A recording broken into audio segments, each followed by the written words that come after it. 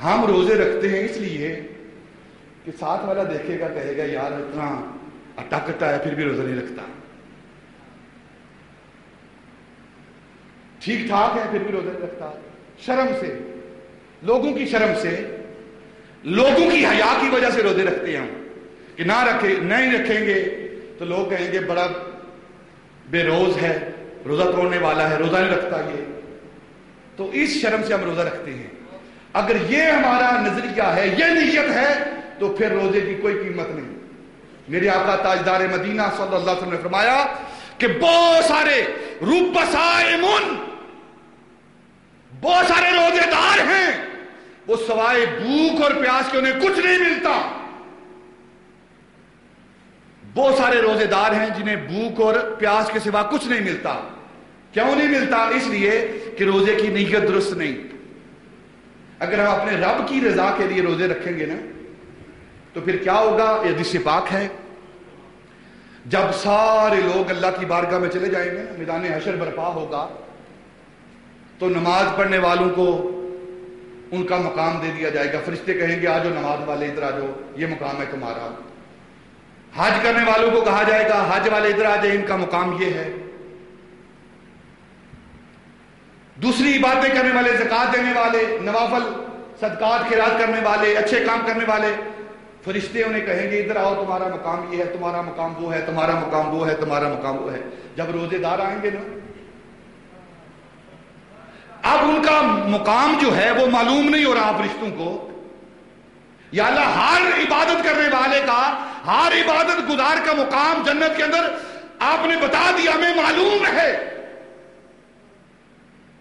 ہم نے ان سب کو ان کے مقامات پر پہنچا دیا ہے۔ یہ روزے دار ہیں، ان کا مقام ہمیں معلوم نہیں، انہیں کہاں لے جانا ہے؟ اللہ فرمائے گا جن جن کو تم نے پہنچا دیا ہے جنت کے اندر، ان کو جنت کے اندر رہنے دو۔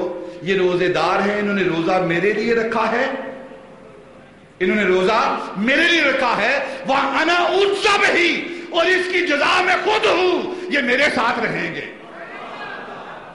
باقی تمام عبادتیں کرنے والے، نماز پڑھنے والے، حج کرنے والے، زکوٰۃ دینے والے، انہیں جنت ملے گی، اور جو روزے دار ہیں ان کو جنت والا ملے گا، جنت والا ملے گا۔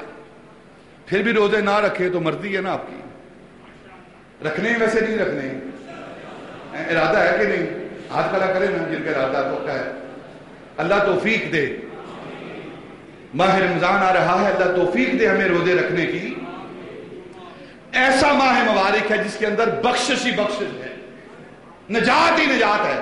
دیکھیں نا، آج ہمیں وقت ملا ہے، صحت بھی ہے، وقت بھی ہے، اور شاید آئندہ سال کسی کو ماہ رمضان میسر آئے نہ آئے، کیوں نہ غنیمت جانے ہیں، کیوں نہ غنیمت جانے اس ماہ مبارک کو، غنیمت جان کر۔ میرے آقا ایک اور حدیث پاک پیش کرتا ہوں، نبی پاک صلی اللہ علیہ وسلم حضرت کعب بن عجزہ رضی اللہ تعالیٰ عنہ آپ روایت کرتے ہیں، اور نبی پاک صلی اللہ علیہ وسلم مدینہ المنورہ کا شہر ہے، مسجد نبوی ہے، مسجد نبوی صحابہ سے بھری پڑی ہے، ہجوم ہے صحابہ کا مسجد نبوی کے اندر، اور ہر صحابی کی نظر حجرہ عائشہ کے دروازے پر لگی ہوئی ہے کہ کب آقا باہر تشریف لاتے ہیں، کب تشریف لاتے ہیں۔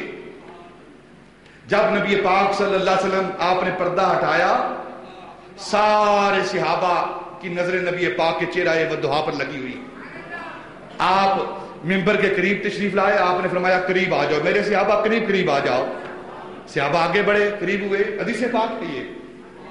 نبی پاک صلی اللہ علیہ وسلم نے اپنے منبر مبارک پر پہلا قدم رکھا، فرمایا آمین، فرمایا آمین۔ پھر دوسرا قدم مبارک دوسرے زینے پر رکھا، فرمایا آمین۔ پھر تیسرا قدم تیسرے زینے پر رکھا، فرمایا آمین۔ صحابہ سوچ رہے ہیں، پہلے بھی ہم یہاں جمعہ پڑھتے ہیں، پہلے بھی اپنے آقا مولا کی بارگاہ میں حاضر ہوتے رہتے ہیں، لیکن آج جو جمعے کا منظر ہے، جمعے کا معاملہ ہے، یہ جدا ہے۔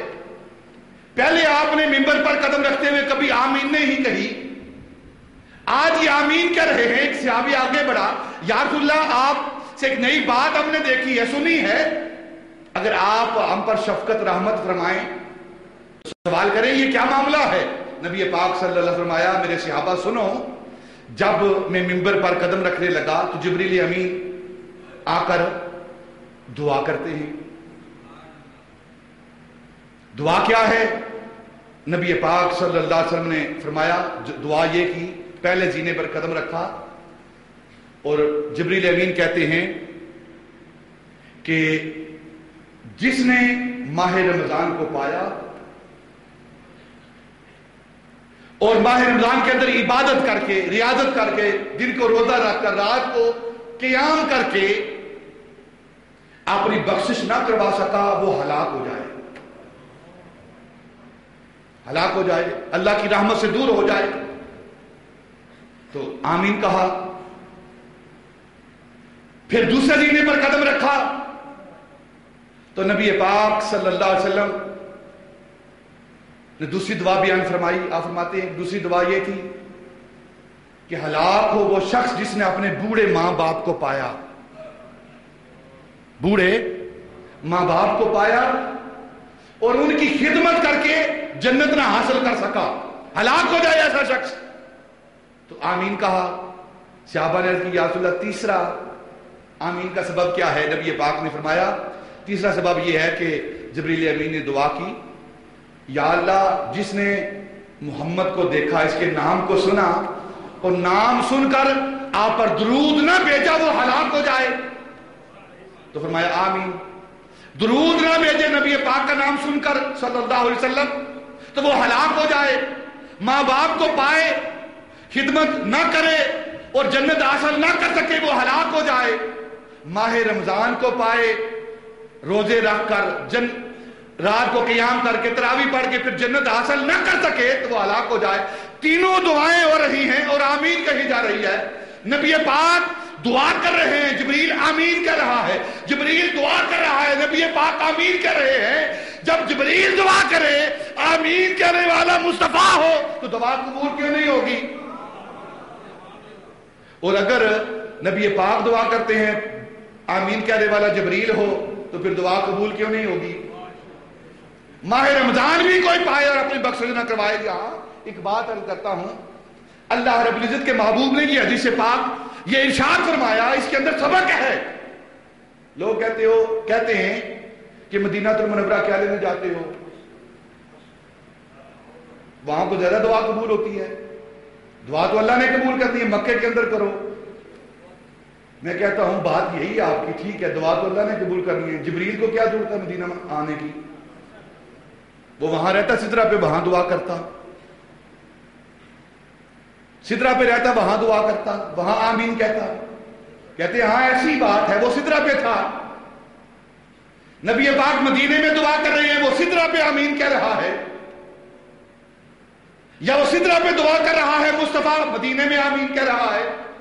وہ تو سدرہ پہ ہی تھا, تم کہتے ہو مدینے میں آیا ہے, مدینے میں نہیں وہی تھا. میں کہتا ہوں یہ تو اس سے بڑا کمال ہے میرے آقا کا, یہ تو اس سے بڑی شان ہے. اگر جبریل سدرہ پر رہ کر دعا کرتا ہے تو میرا مصطفیٰ مدینے میں سنتا ہے, اور اگر کوئی امتی پاکستان میں کرے تو مدینے میں کیوں نہیں سنتا وہ؟